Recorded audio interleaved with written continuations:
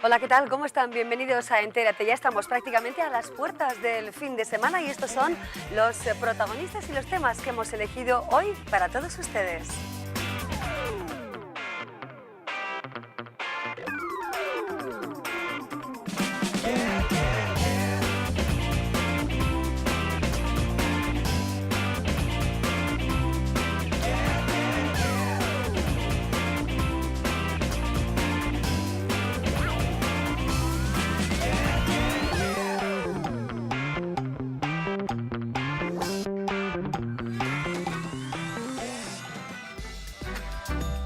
Los túneles y las luces blancas son experiencias cercanas a la muerte. ¿Qué procesos cerebrales las causan? La neurología tiene su respuesta. El doctor Jaime Gallego, jefe de neurología del Complejo Hospitalario de Navarra, nos explica estos fenómenos. Una película sobre adopciones fraudulentas es el último trabajo de la directora navarra Ana Murugarren, Tres mentiras, interpretada por la actriz de Panegre Nora Navas. La realizadora de Marcilla y el productor Joaquín Trincado visitan Entérate. También contamos hoy con el ciclista Mikel Azparren, que ha recorrido en bicicleta en un día los 751 kilómetros que separan Roncesvalles y Santiago. El deportista guipuzcoano nos cuenta su hazaña. El día a día de un pastor en Uarte Araquil es la historia que nos relatan Antonio y Joaquín, dos generaciones que se dedican al pastoreo siguiendo la tradición familiar. Y nos vamos de fiesta con los mejores momentos de la multitudinaria Bajadica del Ángel en Noain. Un año más, los noaindarras se volcaron con esta tradicional procesión. Se acerca el fin de semana y les proponemos una visita a Artajona, donde se celebran las ferias medievales, combates de caballeros o exhibiciones de cetrería el sábado y el domingo. Bueno, y comenzamos ya, hablamos con el doctor Jaime Gallego, él es el jefe de neurología del Complejo Hospitalario de Navarra. Nos preguntamos realmente si hay una explicación científica, algunas sensaciones como son bueno, pues las luces blancas o esa luz al final del túnel o la vida que nos pasa por delante cuando estamos, parece ser, a punto de morir. Hay estudios que hablan de este tema y nos dicen que hay una explicación clara acerca de este asunto misterioso, cuando menos. No sé si hay mucho de literatura o de paranormal en todas estas sensaciones, emociones. ¿Qué pasa en nuestro cerebro? Es la pregunta que formulamos al doctor Gallego. ¿Qué tal? Bienvenida a Entérate. Muchas gracias. ¿Cómo está, doctor? Muy bien.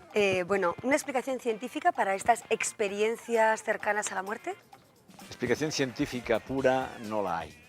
No la hay. Hay trabajos y hay estudios, y concretamente algunos experimentales, pero por una razón, porque y hay muchísima más literatura o más, yo diría, ciencia ficción, por una razón, porque el único viaje de no retorno que hay para un paciente, para una persona, es el cese completo, total e irreversible de la actividad de su cerebro, la destrucción masiva. Esto es la muerte, es decir, es la frontera que hay entre la vida y la muerte. Por lo tanto, las percepciones de aquello que se habla de la casi muerte, es más en el terreno de lo subjetivo que de lo realmente objetivo. Y los estudios experimentales, no lo olvidemos, son experimentales, o sea, están hechos en animales de laboratorio que se les induce pues una parada, por ejemplo, cardíaca. ¿Se puede hablar de jugarretas del cerebro? El cerebro es increíble, es decir, que tiene unas funciones para nosotros conocidas y otras todavía mal definidas y mal conocidas. Sabemos hoy que después de una situación de límite, por ejemplo una parada, ustedes saben perfectamente que hay personas que recuperan su capacidad funcional, no solamente operativa, motora, sino también de funciones cerebrales, dependiendo de la duración, de la rapidez en la reanimación y la situación previa, edad, etc. Entonces sí que se ponen en marcha unos mecanismos compensadores, pero siempre en esas situaciones de vuelta a la vida. No es la casi muerte, es decir, no tiene nada que ver. De la agonía nadie nos cuenta la verdadera agonía, porque la agonía es un viaje sin retorno hacia la muerte. Sí, parece que el cerebro genera experiencias místicas. Bueno, esto demostrado no lo está. Es decir, y lo que sí sabemos es que el cerebro puede, en situaciones anormales, producir una serie de cambios a nivel molecular muy complejos, con neurotransmisores, etcétera, y actividad de las células, que dan lugar a manifestaciones de la percepción irreal, alucinaciones, vivencias de ensoñaciones, ideas delirantes, etcétera. Es decir, y eso forma parte del ámbito de manifestaciones del sistema nervioso central, en este caso del cerebro, frente a determinados estímulos, ¿no? Sí, el miedo extremo, una situación de pánico, también puede generar un comportamiento así en nuestro cerebro, ¿no? Efectivamente, y esto entra mucho más dentro de lo subjetivo, es decir, realmente no podemos demostrar lo que realmente está, o las visiones, etcétera, pero sí que se pueden producir ante determinados estímulos una serie de respuestas del cerebro que son con percepciones sensoriales anormales. No solamente normales, anormales. Sí, esto le puede suceder quizá más a una persona quizá más sensible que a otra persona que sea quizá menos sensible o menos creativa. ¿Puede tener algo que ver con eso? Hay muchos estímulos, dependen de la propia persona y de estímulos ambientales externos, ¿no? Y efectivamente, es decir, eso es muy variable, ¿no? Las razones, las causas y los mecanismos que producen esto en determinadas personas son múltiples, ¿eh? No solamente propios de la persona, sino también estímulos. Sabemos que hay sustancias alucinógenas, sustancias capaces de modificar la realidad y el individuo percibirlo de una manera distinta a otro, ¿no? Sí, que parece que el alma sale del cuerpo, parece que estamos fuera y dentro, ¿no? Exactamente. Bueno, hay mucha literatura y mucho cine al respecto, pero poca explicación clara y científica, ¿no? Comprobada, al menos. Es que el modelo científico se basa muchas veces en un modelo experimental animal. El gran problema, el reto de la ciencia es probar algo en el ser humano, es decir, la experimentación animal nos ayuda muchísimo, los llamados modelos animales experimentales, para conocer las enfermedades, cómo tratarlas, cómo prevenirlas, etc. Pero el paso del modelo animal al modelo humano es muy complejo y de hecho se sabe perfectamente en nuestra especialidad, pero en muchas, que cuando disponemos de nuevos fármacos o nuevas medidas de tratamiento del modelo animal sirve y en cambio fracasa en el modelo humano. Es decir, que todo esto tiene que ver mucho en que una cosa es lo que tenemos frente a un experimento, que es lo que motivó pues, esa inquietud, ¿no? Un trabajo de una universidad de Michigan, pero está hecho en ratas a los que se somete a una intervención colocando electrodos en su cerebro y se les hace una parada, es decir, y se ve que el cerebro está hiperestimulado inmediatamente después de la parada. Pero bueno, esto es un fenómeno que trasladado a la clínica ya vemos en situaciones de parada intrahospitalaria sobre todo, o cuando se toman medidas de actuación rápida y se pueden mejorar las condiciones y cede la parada y se recupera el paciente, la capacidad de percibir el paciente lo que ha ocurrido es nula, entre otras cosas porque el primer síntoma, el síntoma cardinal de una parada es la pérdida de conciencia. No hay conciencia. Y luego ya hablamos de la recuperación según el tiempo de parada, etcétera, y en ese cerebro se producen, claro que se producen cambios. Y desde el momento en que se produce la parada hay una respuesta de intento de buscar ante este estrés, pero si esa dura, la muerte neuronal se produce, es decir, y ahí está el problema. Claro. Háblenos, doctor, también de la dopamina, del flujo sanguíneo. Por ejemplo, la dopamina, ¿qué tiene que ver en todo esto? La sustancia en sí tiene un poder de transmisión, son neurotransmisores que actúan a nivel celular y molecular, facilitando el cambio de impulsos, determinadas actuaciones de niveles neuronales, y no es la dopamina, son muchos neurotransmisores que lo que hacen es que se estimulen determinadas áreas, se inhiban otras, o sea, se bloqueen, y eso hace que tengamos ciclos de sueño-vigilia, de una movilidad más o menos normal, a veces fenómenos de ira, de intranquilidad, de miedo, pero no la dopamina, son muchísimas sustancias o neurotransmisores que se elaboran, se producen y actúan sobre determinados elementos de las células llamados receptores. Todo esto se enmarca dentro de la complejidad del cerebro, un órgano, el gran desconocido, dicen. Sí, bueno, se conocen muchas cosas y tenemos muchísimas todavía por conocer, ¿no? Pero es el más fascinante que hay de los órganos, desde luego, sin ninguna duda. Efectivamente, bueno, poca explicación científica, por tanto, como decíamos, a esos fenómenos que tanto nos llaman la atención, de los que se habla, esa luz al final del túnel, las luces blancas, todas esas sensaciones tienen esta explicación. Con el doctor Jaime Gallego, el jefe de neurología del Complejo Hospitalario de Navarra, hemos tratado de arrojar un poquito de claridad acerca de estas cuestiones interesantes y misteriosas. Doctor, muchísimas gracias por acompañarnos. Muchas gracias a ustedes. Y muchas gracias y hasta otra ocasión, por supuesto. Encantado. Seguimos adelante después de esta conversación en torno a la vida y la muerte. Ahora les hablamos de la vida, de la peculiar vida de algunas personas en los pueblos. Los protagonistas son dos pastores. pocos quedan que aún se dediquen al pastoreo de la oveja lacha. Aquí, en Huarte Araquil, nos acercamos a visitar a Antonio y Joaquín, los pastores que nos cuentan este oficio ya casi olvidado. Tío y sobrino explican cómo comenzó esta andadura familiar. Bueno, hace falta vocación y si estás a gusto. Pues llevo como 10-11 años trabajando aquí. Antes estaba trabajando para el tío y ahora llevo ya tres años a título principal. Yo desde, como se dice, desde nacer. Lo que pasa es que luego ya estuve unos años en la fábrica de anduve, unos años, y otra vez volví. El pastor trabaja los 365 días del año, aunque ahora la mecanización de algunos de los procesos permiten tener algún ligero descanso. Ni fiestas ni puentes. Vacaciones, pues no sé. Igual algunos días ya se podía ir, pero ahora los jóvenes ya llevan otro tipo de ideas. Han mecanizado la cosa. El ordeño en máquina, las cintas comedoras y todas estas cosas están más controladas igual aquí cerca de casa y más gasto también ahora, ¿eh? Hay que darles más de comer. Ordeñar, sacar al campo, esquilar, son algunos de los trabajos que hacen aquí. Nos cuentan cómo es su día a día. Bueno, depende un poco de la época del año, pero básicamente cuando estamos ordeñando empezamos el ordeño a la mañana, a las 7 de la mañana. Después les damos de comer o sacamos a comer afuera según el tiempo que haga. Echamos camas y a la tarde volvemos. Otra vez les ponemos de comer o sacamos según el tiempo. Y otra vez a las 6 de la tarde ordeñamos. En las últimas décadas la situación ha cambiado en el mundo del pastoreo. Aunque son pocos, algunos jóvenes toman el relevo de sus mayores. Pues así es esta vida. A nosotros nos ha tocado andar a pie. Antes no había carretera para ir a la sierra. Teníamos que ir a pie. A las 5 o las 6 de la tarde, después de hacer los trabajos de las hierbas y del campo, al monte.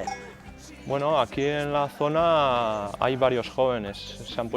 Últimamente se han puesto varios jóvenes de pastores, sí. Y en Navarra en general, pues también hay algunos. No muchos, pero algunos hay. Sí. Hace 10 años empecé con la intención de hacer una quesería, pero bueno, al final por una cosa y por otra no hicimos y bueno, ya pues sigo aquí. En el Aseo Eguna, que se celebra el próximo domingo, Antonio Huarte se presenta al concurso de guía con perros. Y es que un buen perro pastor es fundamental para llevar al rebaño. Tienen que hacer unos ejercicios con unas ovejas. Participa el tío en el de los perros, pero creo que no está entre los favoritos este año. Sí, sacaré 2, no sé. Aquí anda bastante bien, allí ya cambia. La gente que hay allí, el público, siempre se entretienen. No sé si me harán caso. Tiene que tener clase también él, ¿eh? Sí, hay perros que, igual que a las personas no les gusta el ganado, eso está un poco.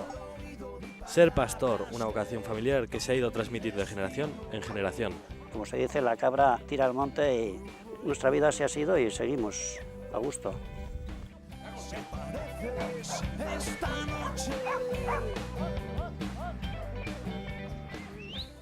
Pues esa vida que nos han mostrado Antonio y Joaquín en Huarte Araquil ante pues la inminente celebración también del Día del Pastor de la Artzaiguna este domingo en esta localidad de La Barranca.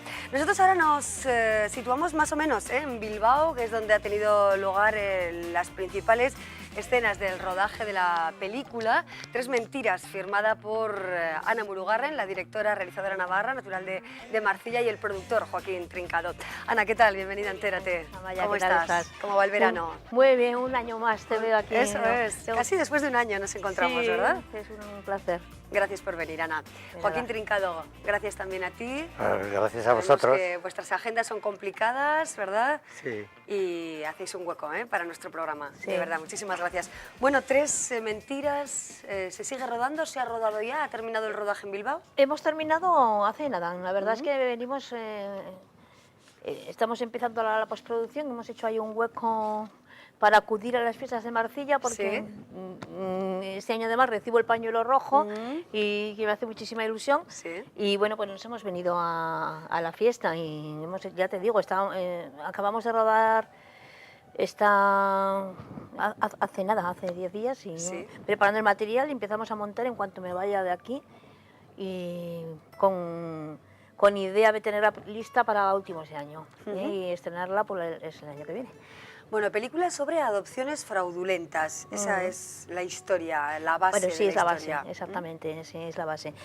Digamos que sobre el caso de los casos de los niños robados, y en este caso concretamente de esos pisos donde se metían a las adolescentes a dar a luz, escondiéndose de la sociedad, en muchos casos pues hemos hecho una historia de investigación, un thriller, un drama social, no sé cómo llamarlo, Sí. porque tiene mucho de todo, tiene además incluso comedia, y entonces es la conjunción de, por un lado, la parte actual de investigación por parte de una chica que es nuestra Erin Brockovich, porque es una chica típica, una tatuadora muy desligada de su familia y tal, que se entera cuando su madre va a morir, que la compraron, se lo confiesa antes de morir, y entonces, pues más que nada, pues por propia indignación, decide pues eso, investigar todo eso y llegar hasta el fondo.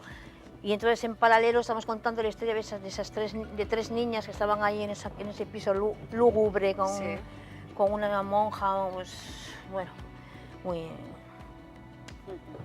como unos valores como eran un poco, particulares en ese caso, ¿no? Sí, un poco cárcel, ¿no? Un poco cárcel. Y entonces se van entremezclando durante toda la película, aparte del pasado con el parte del presente, hasta que naturalmente una de esas tres será la madre de nuestra protagonista, que se descubrirá al final, ¿no? Hablemos del plantel de actores. Nora Navas, protagonista de la película Panegre, es protagonista también aquí en esta película que firmáis, ¿no, Joaquín? Sí, es nuestra Erin Brockovich, como dice Ana. Sí, es la mujer que mueve, digamos, todos los mecanismos para convencer a quien es reticente de que mueva el culo y investigue pues un asunto que es arduo y complicado. Yo resaltaría, bueno, ahora sigamos con el casting, pero con respecto a lo que decía Ana y lo que tiene que ver con la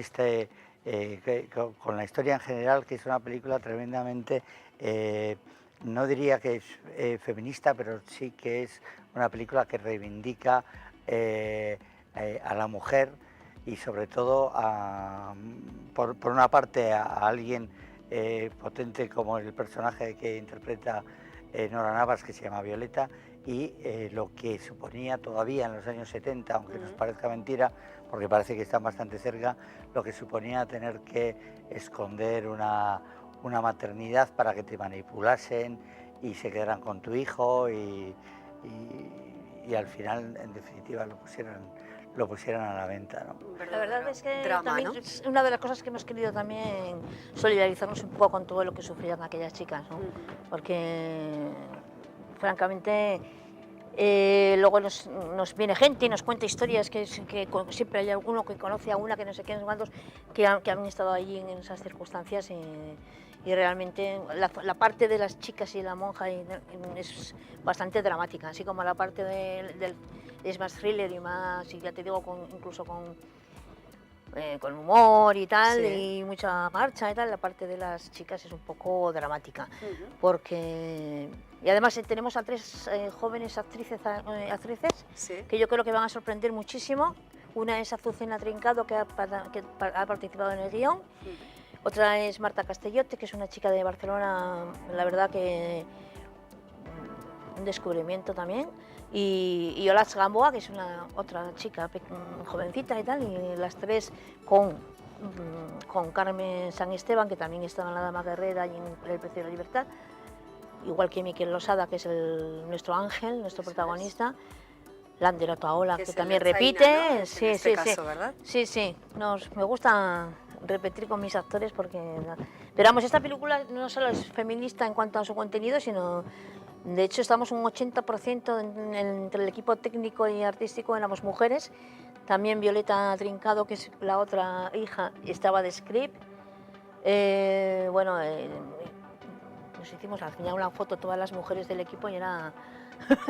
Mayoría. Bueno, desbordante, ¿no? Sí, Era impresionante. tremendo. La fuerza Y el plantel también, ¿no? Como debe ser. Claro. Bueno, no sé si es como ¿Cuándo debe ser, veremos ¿no? la Pero- película, Joaquín, Ana? Bueno, mira, cuanto antes. ¿Cuándo vais a Pues, montar la hombre, película? no, ¿Vais a nunca antes de la postproducirla? primavera del 2014, nunca antes, porque en principio para acabar de fabricarla, pues estaremos hasta enero. Entonces, a partir de un poco de ahora, según vaya avanzando, pues veremos un poco cuál es el calendario de las distribuidoras, de los festivales, pero vamos, podría ser como de forma muy temprana en la primavera del 2014.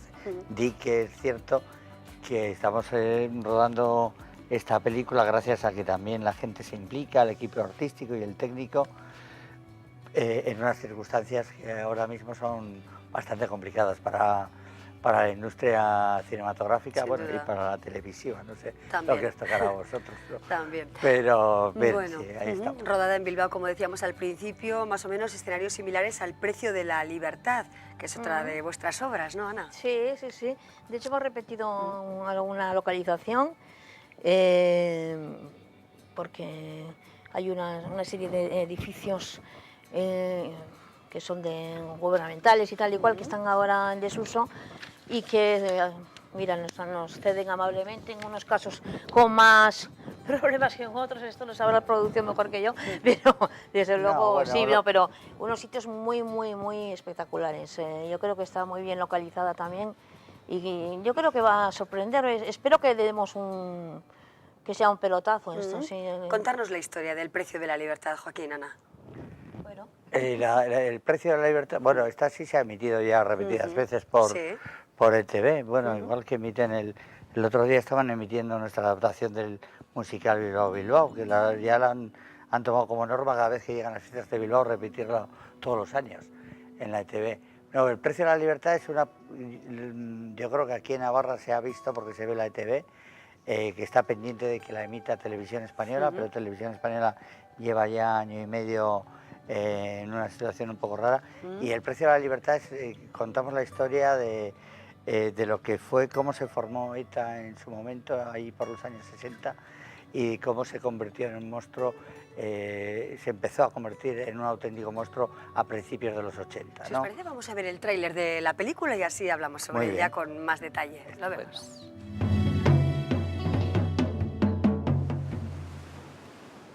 Mario Naindía, el que todos queríamos haber sido hace unos años en el proceso de Burgos. Aquí nunca decimos ETA, decimos la organización. Sabemos que sois miembros de la ETA. En vuestra casa había armas y explosivos. Vosotros 4 y otros 4 más. Os van a juzgar militares, la caverna. En concreto, algunos se lo ha tomado como la reafirmación que necesita el régimen.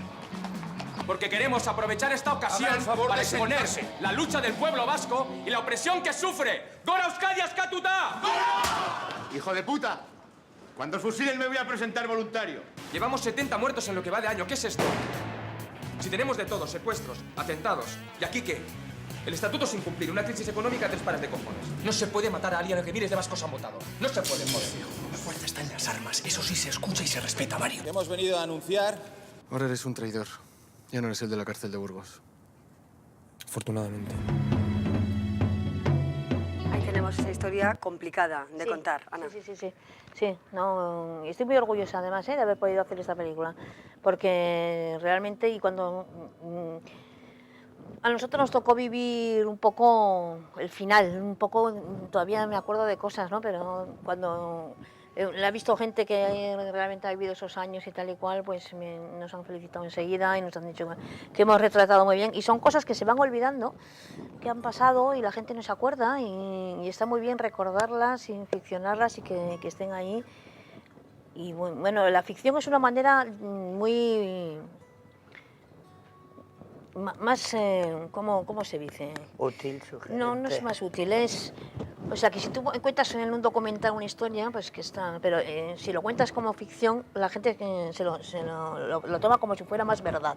No sé cómo explicarme. Sí, lo hace más real, lo hace más real. creíble, quizá, ¿no? Lo hace más real, eso es, sí. Las historias. Entonces, todo esto que sufrió, toda esta que sufrimos y sufrieron toda esta gente en el País Vasco, cuando ya estábamos en democracia, cuando ETA empezó bueno, no es que haya tenido sentido que estuviera antes, pero bueno, pues al final tenía igual cierta, no sé, les podías encontrar un cierto con la lucha contra Franco, tal y cual, paralelismos con otra gente, jóvenes, pero claro, ya cuando se convierte en lo que fue, y gente que había estado en este mundo, pero que se va y entonces acaba condenando a muerte por sus propios compañeros.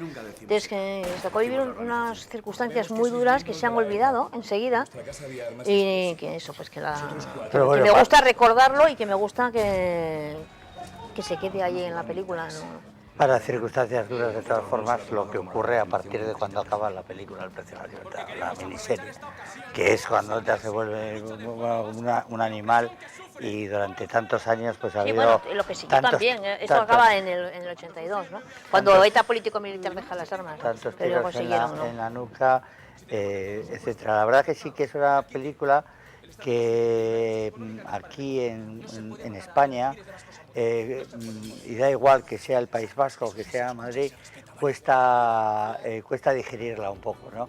Porque es como poner encima de la mesa, además yo creo que de una forma magistral por parte de Ana y muy fiel a lo que ocurrió, y sin embargo cuando la película viaja a Monte Carlo, viaja a Biarritz, viaja a San Francisco, California, y la premian y tal, se ve con mucha más naturalidad. Es como si tú aquí ves En el nombre del padre de la película sobre el IRA, pues aquí se ve mucho más confortablemente de cómo se puede ver en Gran Bretaña, ¿no?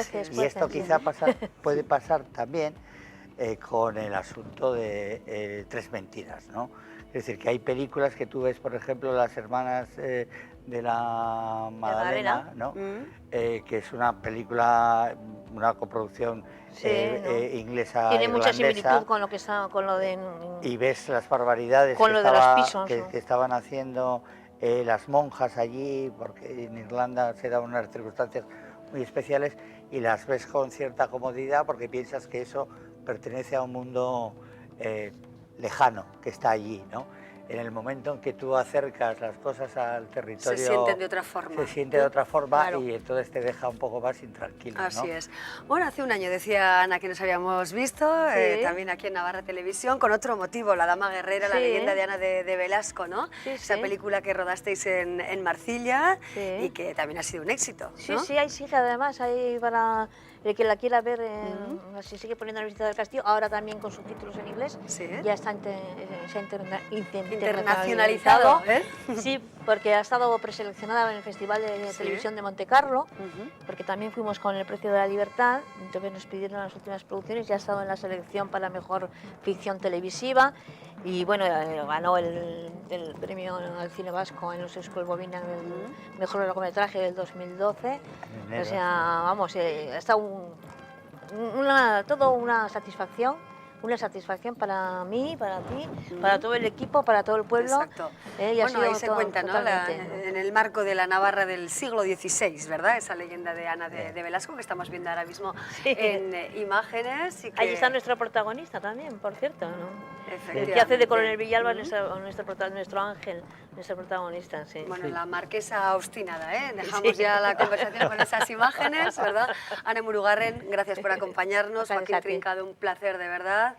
Conocidos productor y directora con un montón de premios en vuestra trayectoria. Bueno, y vuestra simpatía siempre. Sí, vale. Gracias. Esperamos ver Tres mentiras muy pronto. Bueno, ¿de acuerdo? Volveremos. Espero que sí, ¿no? Para el estreno de Tres mentiras volveremos, ya con el tráiler. Claro que sí. Y que como mañana le dan el panelico rojo a Murugarren en Marcilla, es porque es el comenzón, como se decía antiguamente allí, son las fiestas, o sea que...